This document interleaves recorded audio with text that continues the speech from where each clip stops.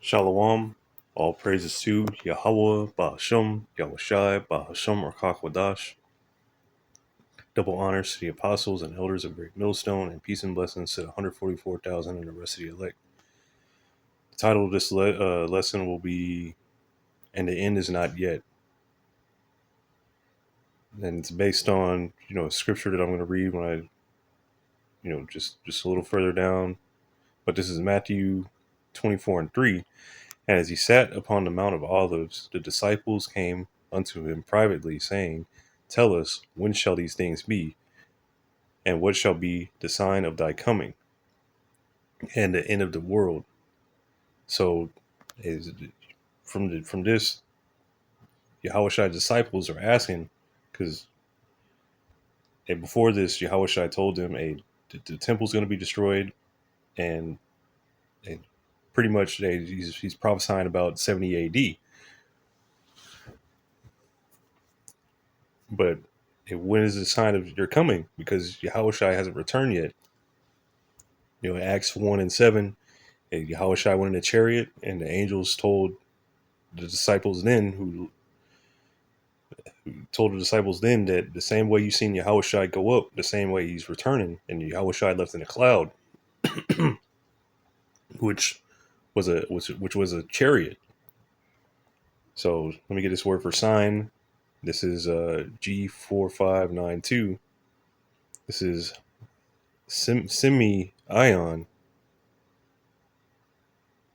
and it says a sign, a mark, that by which a person or thing is distinguished from others and is known, a sign, an unusual occurrence transcending the common course of nature, of signs portending remarkable events soon to happen. So, we're looking at different signs, different wonders going on in the world. There's been, just this year alone, there's been many signs in the heavens. There's been many signs here on earth, which when I'll continue reading the verses, but just how you say an unusual occurrence where you're having, things might happen once in a while, but now they're happening more frequent. Like the beginning of the year, the signs in the heavens was you had an eclipse, and then another eclipse, and then what is it? Last week, I believe there was the planets aligning.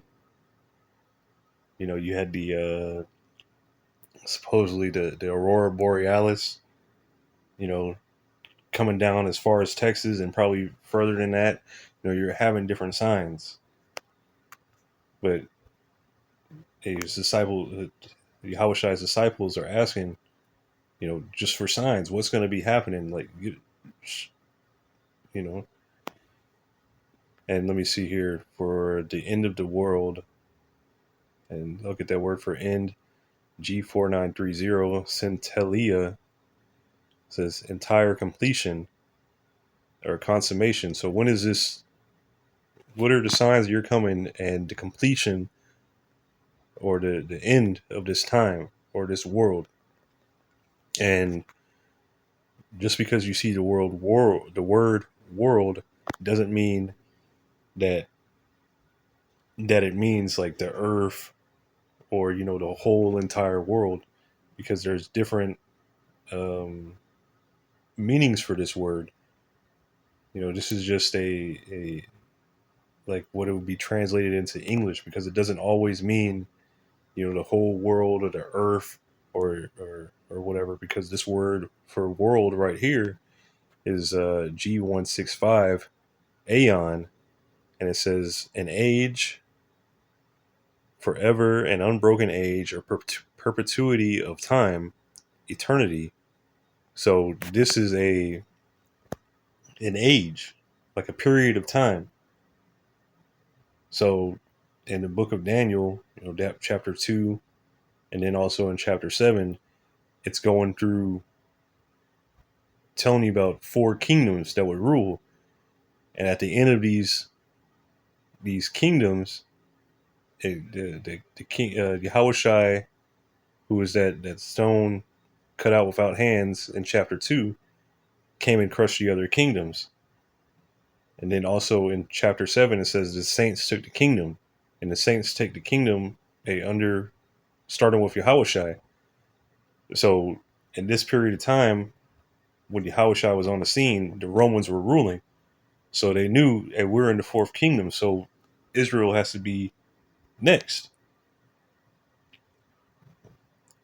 But it didn't happen like that. Like in Acts 1 and 7, let me get that real quick.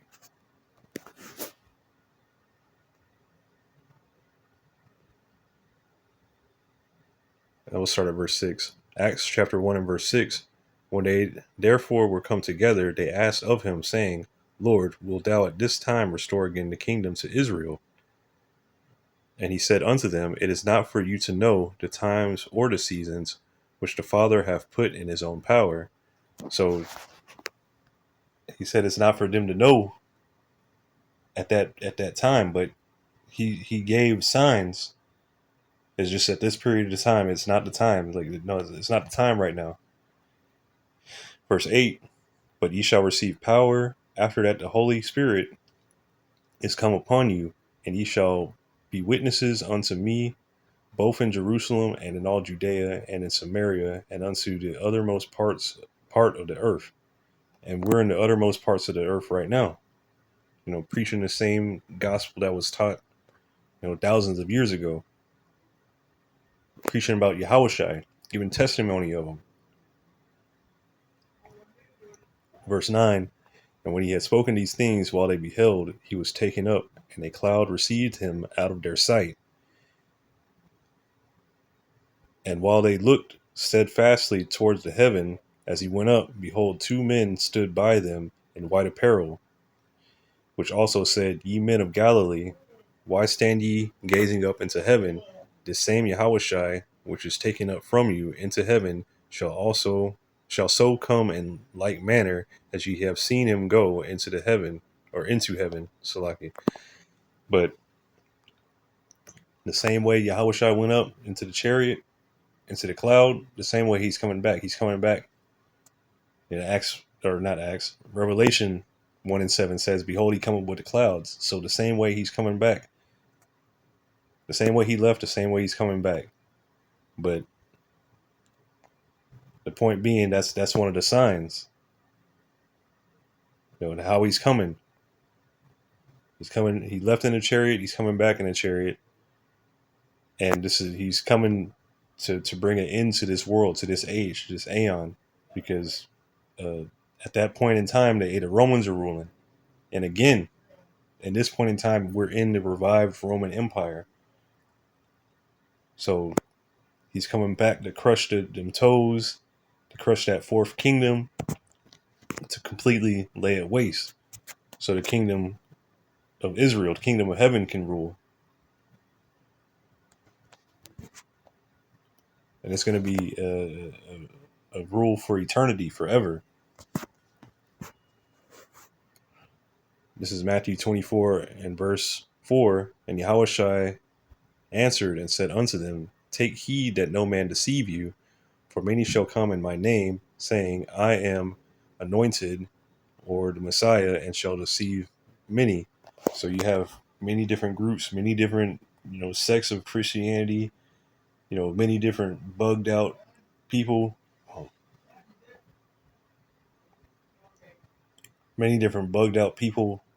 out there that either say that they're anointed, they're the Messiah, to follow them, whatever. But they're set up to deceive people, set up to deceive those that aren't of the elect, because the elect aren't going to be deceived by anything that's out there. It says also, if it were possible, let me see here.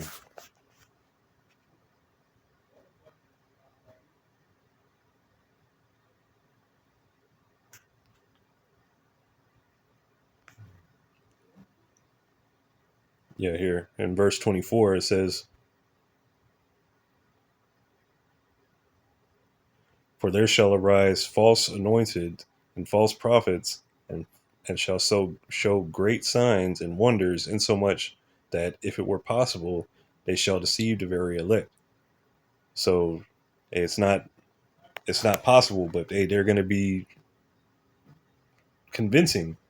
Like if it was possible, they would deceive the elect, but it's not possible. But continuing on, Matthew 24:6, and ye shall hear of wars and rumors of wars. See that ye be not troubled, for all these things must come to pass, but the end is not yet. So all these things have to happen. Wars, there's wars going on right now. War in Ukraine, genocide going on in Israel, wars going on in Africa, wars going on in different parts of the world, and civil war, building up here.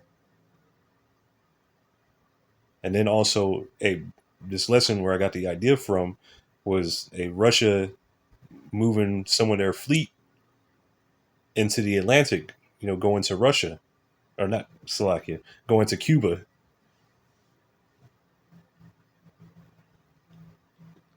And then that drawing, attention to that, because this hasn't happened for a long time.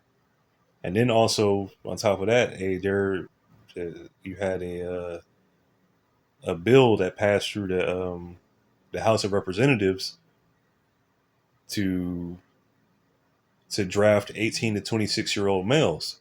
So the draft is on the table again. So you have rumors of war.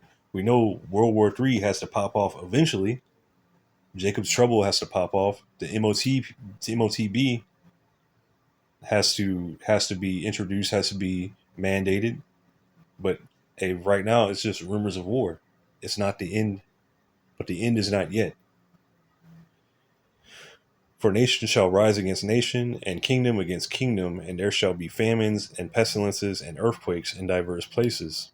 And we're seeing all these things, different famines around, like farmers, not farmers in the UK, worried that they're not going to make a harvest, for this year, and different food chains shutting down, you know, different how you say it, those Mormon crickets popping back up again in the West and in Nevada, waiting to hear about those lantern bugs, different things popping up, different famines, pestilences. You have different STDs. Now you have a fungal ringworm STD. You had a syphilis and these different things at an all time high. The BF. You know, different things. Earthquakes, which I know there's got to be a handful that happen at least today, because there's been earthquakes happening, or multiple earthquakes happening every day. So much so that I think they were saying there's a new fault line that opened up somewhere in the U.S. I can't remember where, but Lord willing, I can find some more information on it. But Matthew 24:8, all these are the beginning of sorrows. And I just had a few articles, here from Fox News. It says House passes defense bill automatically registering men 18 to 26 for a draft. And now when I looked into this, this was in Texas. If you're in this age range or whatever, and you go get your license, it does it automatically. It automatically registers you for the draft. But now this is proposed for the entire U.S. If you're a citizen or even a non-citizen, an immigrant, you'll be registered for the draft. And I'll just read, a little bit of this article. It says the House of Representatives passed a measure on Friday automatically registering men aged 18 to 26 for selective service. It was part of the annual NDAA, which sets out the U.S. government's military and national security priorities over the next fiscal year. While it hasn't been invoked in over half a century, it's mandatory for all U.S. male citizens to register for selective service, also known as the military draft, when they turn 18. Failure to register is classified as a felony and comes with a host of legal challenges. So, pretty much, if you're a felon here, you have a whole lot of obstacles, like a whole lot of doors closed for you. You're not able to get certain jobs. You're not able to get certain things. You're not even considered for most things. But hey, if you're already a Jake or whatever, what else is new? Supporters of the amendment argue that it would cut down on bureaucratic red tape and help U.S. citizens avoid unnecessary legal issues, as well as cutting down on the taxpayer dollars going towards prosecuting those cases. So, hey, this is a convenience for you. You don't have to worry about registering all this stuff. If you dodge the draft, hey, it's going to be already on your record because you're already in the database. It's already automatic, and this is also pretty much signaling, hey, this is the way this place is going, because this whole place is built around convenience.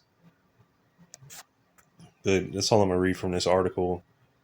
This is um this is from the selectiveservice.gov, and it says there is no draft present,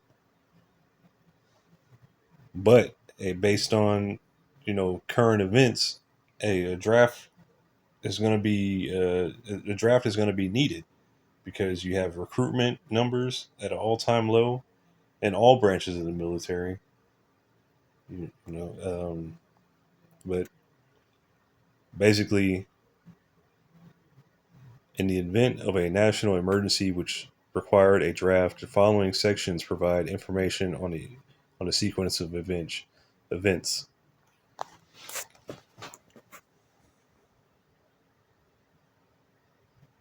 This is number one: draft authorization, Congress and the President. A national emergency exceeding the Department of Defense's capabilities to recruit and retain its total force strength requires Congress to amend the Military Selective Service Act to authorize the President to induct personnel into the armed forces. So there needs to be a national emergency for the draft to be enabled, but it requires Congress. So what's happened right now? Hey, this bill is going through Congress right now. It has to go through. It went through the House, and now it has to go through the Senate, and then through the President. So no telling in the next few days or however long what's going to happen. But this is going to be invoked eventually. So going back to rumors of war, if there's no war or anything like that, why would you need to bring this up? If there's no need for a draft, then why bring up the draft? You know, if it's going to be a sunny day, why do you need an umbrella? You know, but and that's pretty much all I'm going to read from that. And then here's the bill. The bill is called HR 8070, and it was just amended yesterday, Friday, or the latest action. And the section, when you scroll all the way down, it should be 531, and it says here section, or hold on, subtitle D, recruitment and selective service system automatic registration. And I haven't been able to find more details on it, but this is pretty much it. Basically, going into they have databases on you, and they'll just put it in automatically. But this is from the Congress.gov, and it tells you different things. Like here, the tracker. It tells you it's introduced, it's passed the House, and now it's got to pass the Senate, and it's got to go to the President, and it's got to become a law. But hey, this there's a lot more. In these bills and whatnot. There's a lot of information that they'll hide in these. But continuing on, this is an article that I found from military.com. If it'll load, okay. It says Russian flotilla off Florida coast sparks deployment of U.S. Navy destroyers and planes. So, you see here, but people watch the Russian Navy Admiral Gorshkov frigate arrive at the port of Havana, Cuba, Wednesday, June 12, 2024. A fleet of Russian warships reached Cuban waters on Wednesday ahead of planned military exercises in the Caribbean. Now, for the last, I think it started in February, they had SD-24, which is like Steadfast Defender, and that was going on in the Pacific. So they were doing all these different exercises in the Pacific and different parts in the region, which was like the NATO and U.S. joint exercises, I believe. And now Russia is conducting their wartime exercises in America's backyard. Kind of like flexing their muscles, like, hey, how you like that? But hey, once again, rumors of war. We know these things gonna pop off eventually, but hey, just building up the tension. Everybody likes a good movie where the tension is building up.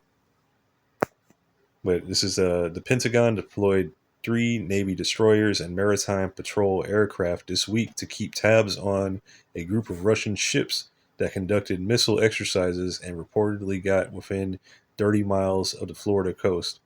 So that's super close. But hey, America is in everybody else's backyard. Babylon the Great is in everybody else's business, in everybody's backyard, telling them what they can and can't do. And now, hey, the bear is in your yard now. And what are you gonna do? What are you gonna do about it? But in accordance with standard procedure, we've been actively monitoring the Russian ships as they transit the Atlantic Ocean within international waters. A defense official who spoke on the condition his name not be used told military.com in an emailed statement Wednesday. The official added that air and maritime assets under U.S. Northern Command have conducted operations to ensure the defense of the United States and Canada, but wouldn't elaborate on what those assets were. Yeah. In contrast, Russia has been very clear about what ships were deployed and what they were up to. Last week, that a group of 4 ships, including a frigate and a nuclear-powered submarine, will be making a port call in Havana between June 12th and June 17th. On Tuesday, the Russian Ministry of Defense said in an online post that the ships conducted exercises in the use of high-precision missile weapons in the Atlantic Ocean. So they're practicing them hypersonic missiles and they're different missiles. Practicing firing their arrows on their targets.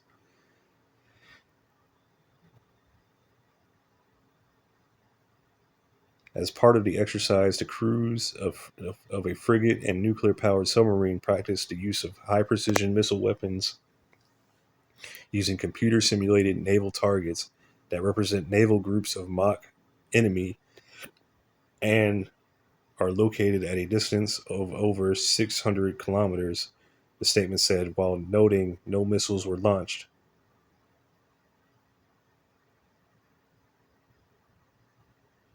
So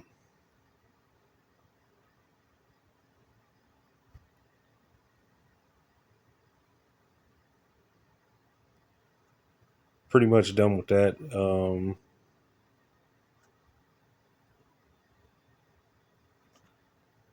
not sure. I don't think this has, but done with this article because I just typed into Google what were these shit, what weapons were in the fleet, pretty much, And it says the four Russian vessels conducted high precision missile weapons training in the Atlantic while on their way to Cuba.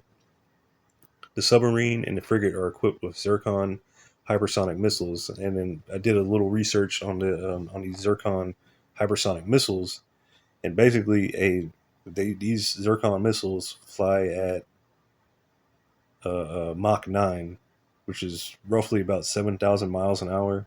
And they have a 600-mile range. So basically, if that targets within that 600 miles or at 600 miles, hey, it's going to get there at 5 minutes. That's fast. Like, you got no time to prepare, no time to set up nothing. No telling how long the response time is. Basically, it's going to hit that target. But hey, this is the rumors of war. This is what's coming here to Babylon. But we're going to change gears a little bit here, because hey, the end is not yet. There's more stuff that has to happen between this time. But hey, this is the end. This is you know these different hypersonic missiles, these ICBMs, this thermonuclear destruction is coming to Babylon the Great. This is Revelation chapter 18 and 4. And I heard another voice from heaven saying, "Come out of her, my people, that ye be not partakers of her sins, and that ye receive not of her plagues." Because the plagues that are coming are ultimately the thermonuclear fire, as well as the fire from the chariots when Yahushua returns. So we're coming out of Babylon the Great, and we're not fleeing physically. We're leaving here right now, mentally. And when Yahushua returns, a Lord willing, will be beamed up and actually be come up out of here. We'll hear that the voice saying, "Come up hither." This is Revelation 18 and 5. For her sins have reached unto heaven, and the Most High hath remembered her iniquities. And hey, this is the most sinful place on earth. This tops all the other wicked kingdoms. What they've done to the Israelites, what they've done to the earth, what they've done to everything. Just complete wickedness. Making the whole world drunk through their different philosophies, their Moism, their economics, their pride, their haughtiness. This is Revelation 18 verse 6. Reward her even as she rewarded you, and double unto her according to her works. And the cup which she have filled, fill to her double. So, hey, how she treated the Israelites, how she treated the whole world, hey, fill unto her double. She's going to get double the destruction. This place is going to be completely destroyed, wiped off the map, a desert. How much she hath glorified herself and lived deliciously, so much torment and sorrow give her. For she saith in her heart, I sit a queen, and am no widow, and shall see no sorrow.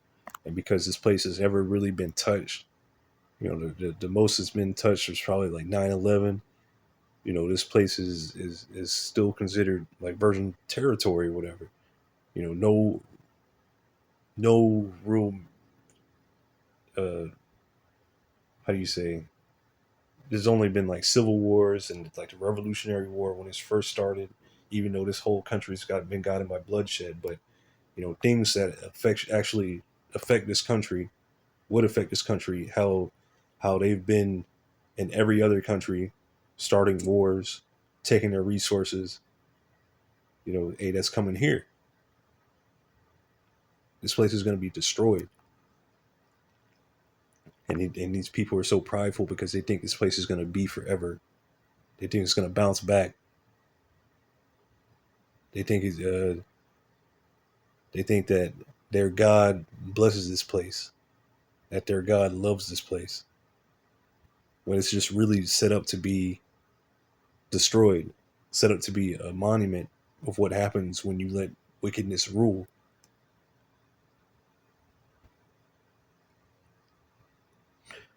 Revelation 18:8. Therefore shall her plagues come in one day, death and mourning and famine, and she shall be utterly destroyed, or utterly burned with fire. For strong is the Lord Yahweh Ba'ashem Yahushai who judgeth her. So the Lord is coming to destroy this place. He's not coming down personally. He's sending his son Yahushai. And this place is going to be destroyed with thermonuclear fire.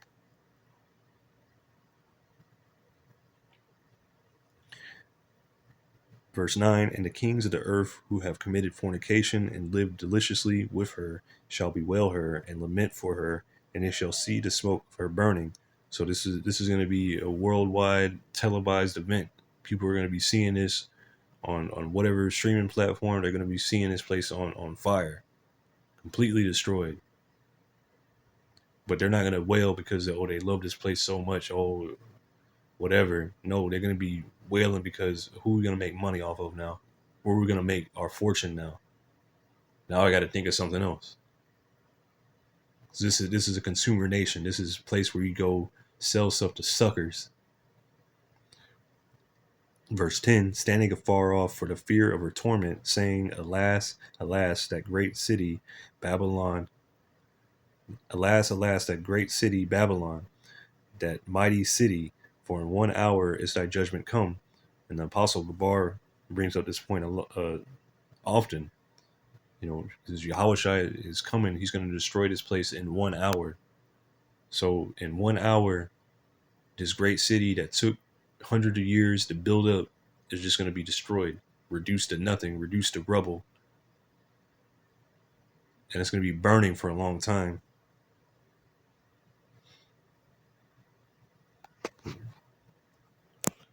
But before this is what's going to take place.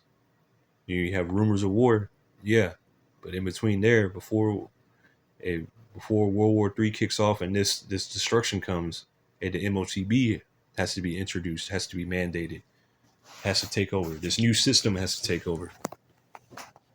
This is Revelation 13 and verse 16. And he causeth all, both small and great, rich and poor, free and bond, to receive a mark in their right hand or in their foreheads. So this beast, this system, it's not just one man, it's an entire group of people working together. A conspiracy, you could say. They're breeding together. They have one objective, to get this MOTB out there. And he causeth all, both small and great, rich and poor, free and bond, to receive a mark in their right hand or in their foreheads. And a lot of what you see today is the different things are always pushing inclusivity. Oh man, how do you say that? Inclusivity? Yeah, inclusiveness, whatever. Including everybody. So everybody, whether you're rich or poor, whether you're free or a slave, whatever, you all can get this. Verse 17, and that no man might buy or sell save he that had the mark, or the name of the beast, or the number of his name. Let me read that again. And that no man might buy or sell, or save he that had the mark, or the name of the beast, or the number of his name. So it says he causeth all to receive this mark. And you're not going to be able to buy or sell without it. And more, everything is going to this point. Your ID, all this information is on here. So let me get here for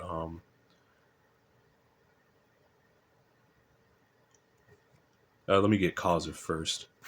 So this is G4160 Poi AO, and it says to make. And I'm going to jump down to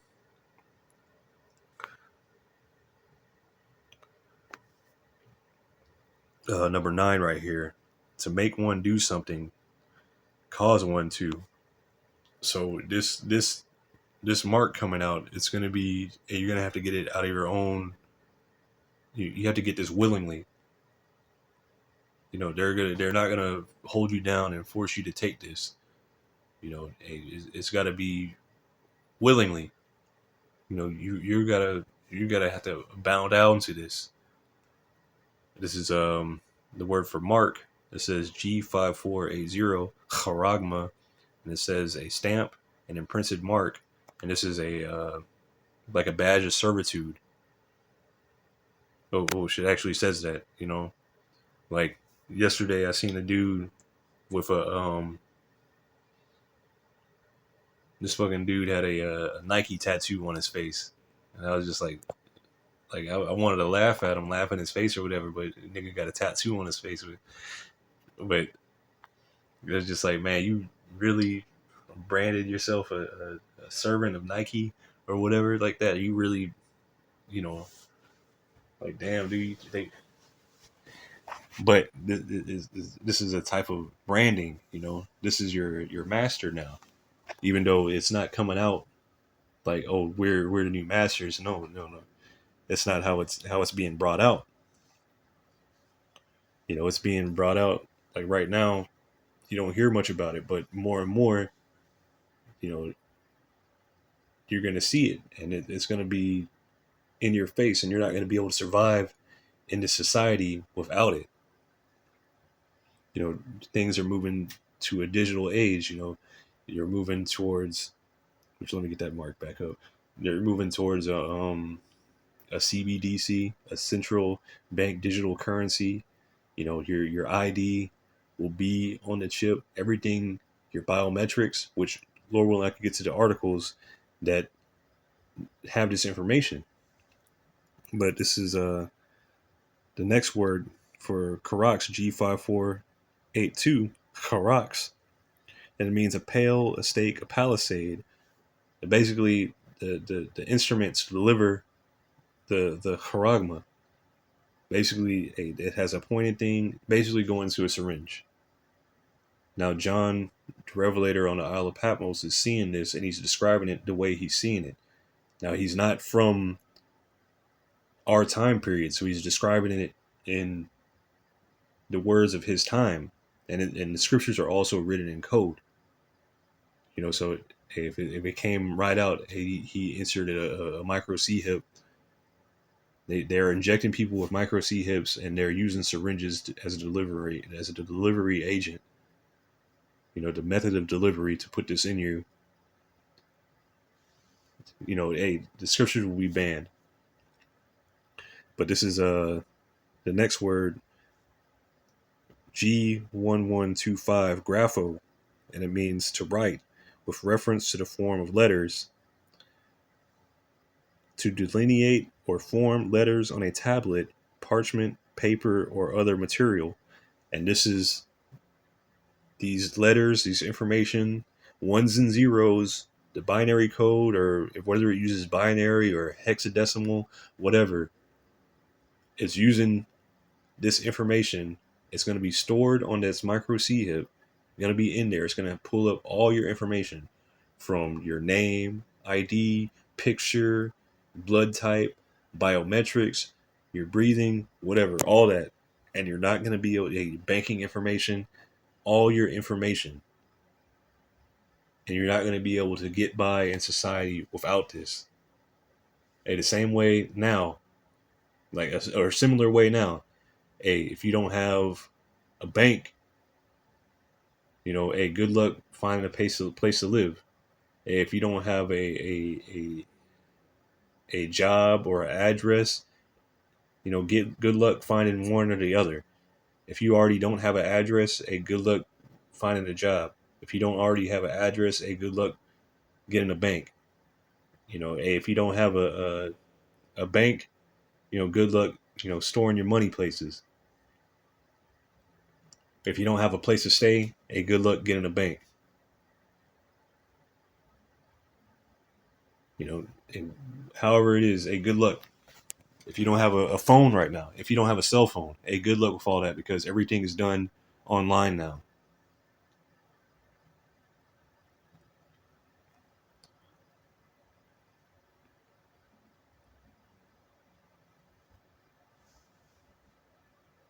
Like Hey, my bank, I don't even have a or like Cash App, whatever. Hey, you can use that as your bank. You don't even go to a physical place. You know, Venmo, you just send people money back and forth. There's no physical Venmo place or whatever.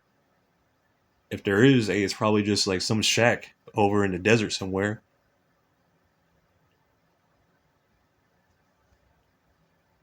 So everything is going digital, and if you can't see it, hey, I mean, I ain't gonna worry about you that much or at all. But I just have three articles that I'm gonna skim through, and I noticed it earlier because I tried to do this lesson earlier and wasn't able to because um, just ran into some problems. But these three articles that I pulled up were all published the same day in the same year. And take with that what you will. But I looked at it and I was like, oh man, what the heck? But hey, these three different articles are all going into the same topic from three different angles, and they're all posted the same day. But this is from IEEE Spectrum, and it says injectable micro C hip tracks animal health, heart rate, breathing, movement, and temperature sensing in a 4 millimeter wide package. Hey, that's small. That's a grain of rice. Says around the world, many pets and working animals are micro C hipped. It's a simple process, and what is it a cause of all? Part of this thing is the convenience of it. Part of this world is the convenience, the immediate satisfaction that you can get from all this. Oh, you don't have to wait in line. You can just go get it done. You can just hey, why wait in a line or whatever to pay your bills when you can just do it online, or now you can just scan your palm. Whatever. Says around the world, many pets and working animals are micro C-hipped. It's a simple process. A tiny transponder with an identification number is enclosed in a rice grain sized cylinder and injected under the skin so that if an animal is lost, it can be identified.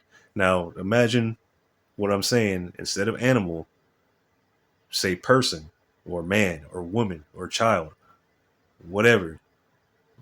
Replace the word animal.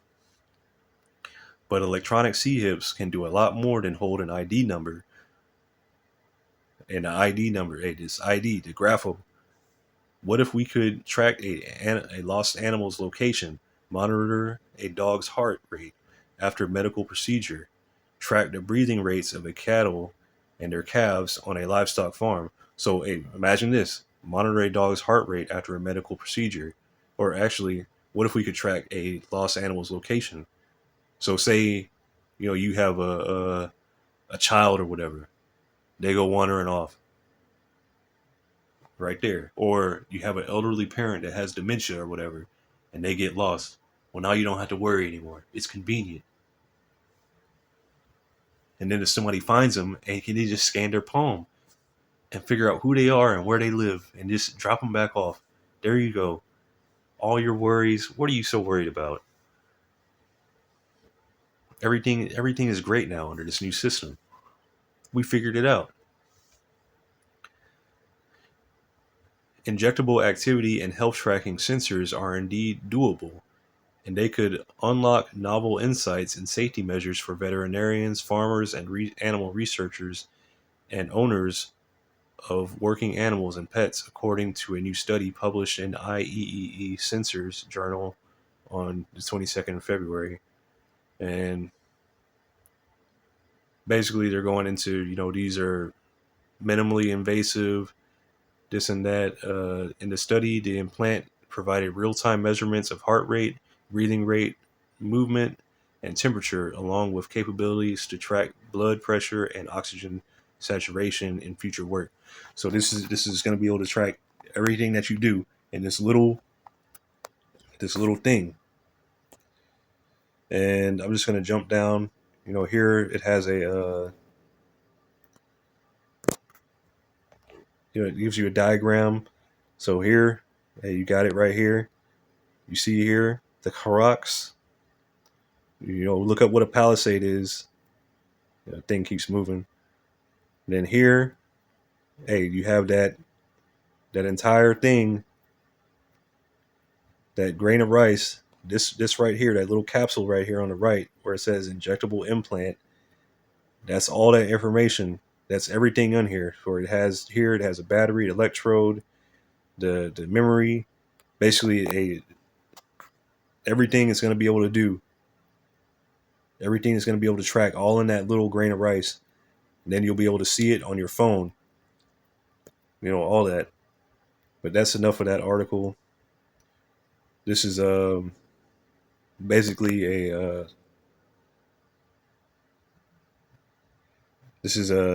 Briar Prestige, and this is some CEO of I think the Prestige company, or I can't remember what his name, but it's basically a technology company.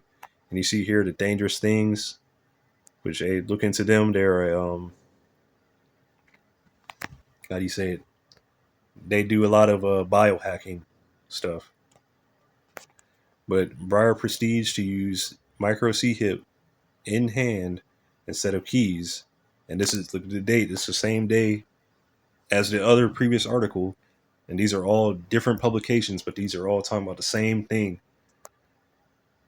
A Dubai resident, Briar Prestige, will soon be able to forget about having to use keys in her daily life. The brave expatriate from New Zealand is preparing to step into the future by implanting a micro C hip in her hand. A tiny electronic radio frequency identification tag about the size of a grain of rice will be surgically implanted in Briar's hand. The procedure will be performed in the United States, and this is going to be the main place where you're going to need this. Even though it's going to go worldwide, but this is the place where the trials are really going to be. This is the main place where if you don't have it here, you ain't going to be able to make it, supposedly. Because the Lord, Yahweh Ba'Shem Yahushai, is going to take care of his elect. I'm going to open myself up to technology. The chip will be implanted on the back of my hand so I can unlock my car, open my door to my house or gym. And she's also working with a smart home management consulting company, adding that once the C-hip is implanted, she will be able to fully automate her life. So she's letting this, she's fully giving in. She's bowing down to the image, and she's being that she's her last name is Prestige, and then that she also is a CEO, which these people are looked up to because they're so wealthy, whatever. These people are looked up to, so they have a lot of influence and sway. And so she's one of these people, so more people are going to follow.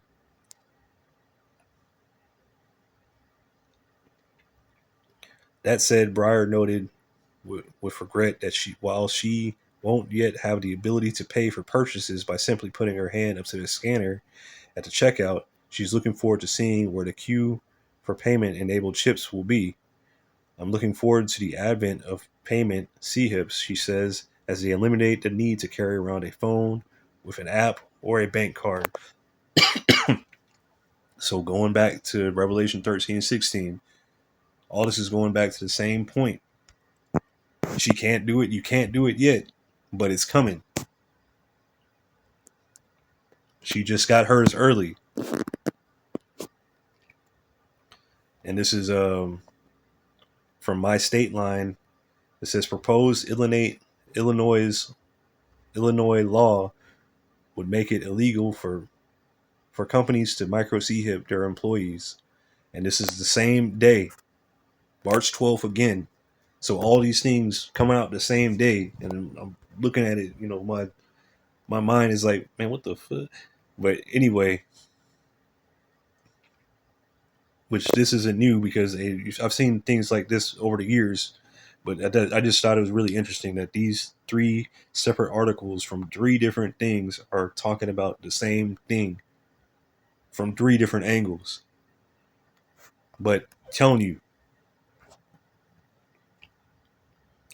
This is Springfield, Illinois. A new bill circulating through Illinois General Assembly would make it illegal for employers to require their workers to implant micro C hips in their bodies. So they're already preemptively saying in Illinois that you cannot you cannot you cannot implant your employees with these C hips. Going back to a to this thing, this is all going to be voluntary. You have to willingly bow down to this. So with this would be like forcing them, but this system is going to feel like it's going to force you to do it. It feels like it's going to force you into this corner. The same thing that happened, a few, 2, 3, 4 years ago. It seemed like they were forcing you to get that jab, but really, now looking at it, they're like, oh, I didn't make you do that. Now they're completely denying it when they were firing people. They were denying people jobs. They were denying people access to places. And now they're walking around like, hey, nothing happened. But hey, this is going to be the same way. They're not going to force you to do it. You have to do it willingly. But Senate Bill 3105 looks to head off implications present in the field of biotechnology. In Sweden, thousands of people have had micro C hips inserted into their hands, according to NPR. The devices are designed to speed up users' daily routines by swiping their hands against digital readers. The technology has become so pervasive that the country's largest rail operator has swapped paper tickets for futuristic hand implants. And I didn't read it in the last article, but the last article was going to the same thing. It mentions Sweden, it mentions the trains, all that. The Illinois law, if passed, would protect employees from being forced to implant devices beneath the skin. However, it does allow for employees to voluntarily undergo an implant.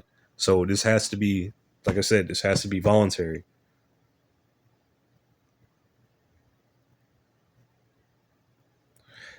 As technology advances, it is crucial that we protect the rights and privacy of employees, said the bill's sponsor, Steve Stadelman, D. Rockford. Micro C hipping individuals without their consent is a clear violation of their autonomy. So, once again, this has to be voluntary. You got to willingly bow down to this. And things are going to get so bad that people are going to willingly bow down to this. They might try to put up a fight for a bit, but they cannot. Once they realize they can't survive without Big Daddy Esau, and they're gonna bow down. And everybody that bows down is not of the elect, but the Lord Yahweh Ba'Shem Yahushai is going to provide for His elect. But this is Revelation 14:9. And the third angel followed them, saying with a loud voice, if any man worship the beast and his image, and receive his mark in their forehead or in his hand, the same shall drink of the wine of the wrath of the Most High, Yahweh Ba'Shem Yahushai, which is poured out without mixture into the cup of his indignation. And he shall be tormented with fire and brimstone in the presence of the holy angels and in the presence of the Lamb. And also it says, let me see here. It says they had grievous sores.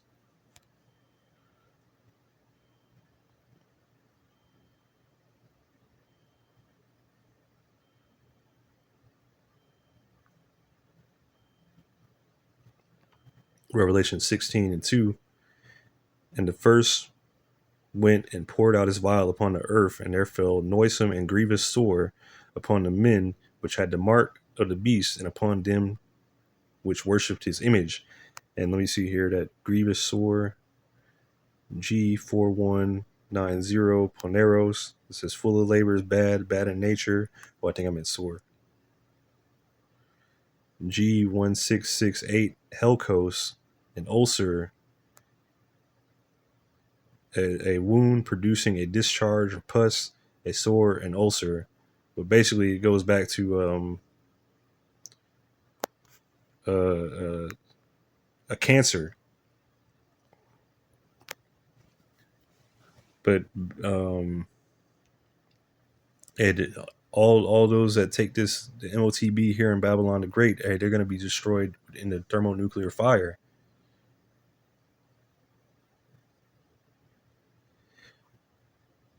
Hey, and this is Revelation 14:11. And the smoke of their torment ascendeth up forever and ever. They have no rest day nor night who worship the beast and his image, and whosoever receiveth the mark of his name. So, hey, this smoke that's going to be coming up from Babylon the Great after the destruction, it's going to be going up for a long time. But hey, they're not going to be burning in hell. No, they're gonna die at one time, and whether or not the Lord leaves them here in their bodies while the destruction is going on, it makes it seem like an eternity. Hey, that's up to Yahweh Bashim Yahushai. Because I remember a few months back seeing that Jake burning alive in that Tesla.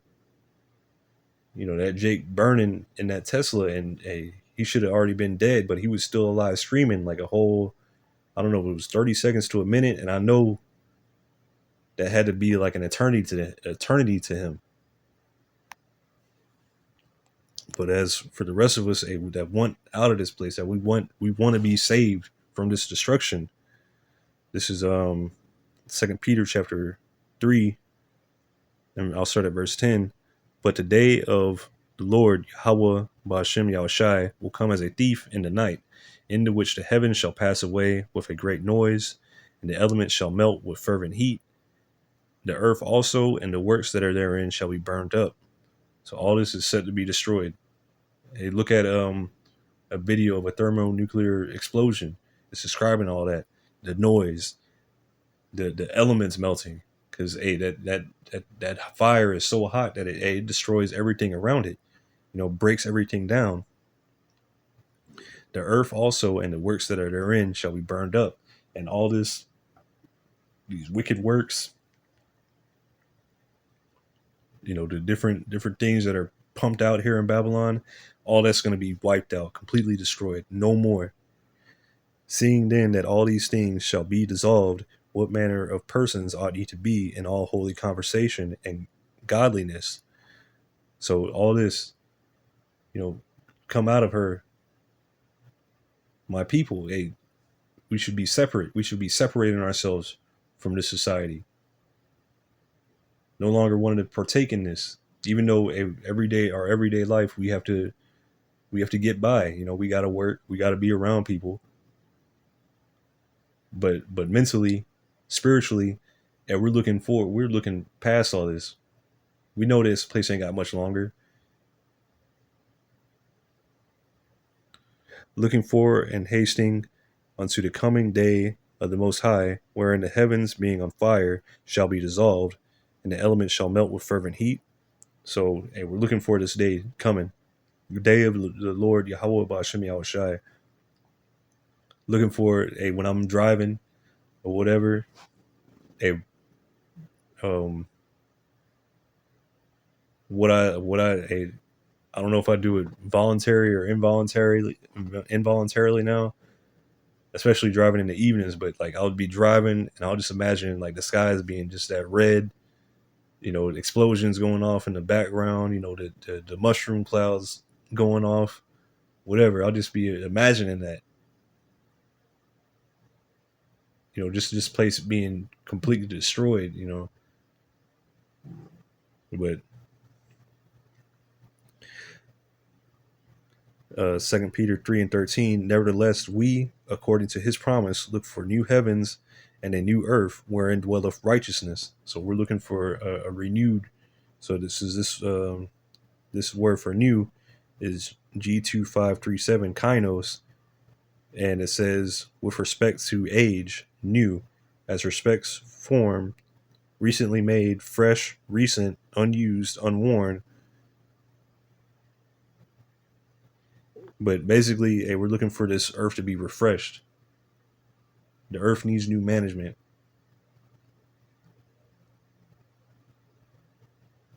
The current management is running this place into the ground, and this place needs to be renewed, refreshing. under Yahushai, because he knows how to rule. You know, the Father Yahweh, said, "Hey, this is my son who I'm well pleased." Who better yet? Who better to rule other than Yahushai and his elect under him? Started with the 144,000, but 2 Peter 3:13 again. Nevertheless, we, according to his promise, look for new heavens and a new earth wherein dwelleth righteousness. So this is where we're looking forward to. We're looking for a new heaven and a new earth wherein dwelleth righteousness. So we're looking for this place to end and righteousness to reign. But hey, in between, all these things have to happen, and the end is not yet. So, Lord willing, this lesson was edifying. I want to say all praises to Yahweh, Bahashem, Yahweh Shai, Bahashem Rachakodash. Double honors to the apostles and elders of Great Millstone, and peace and blessings to the 144,000 and the rest of the elect. Hey, Shalom.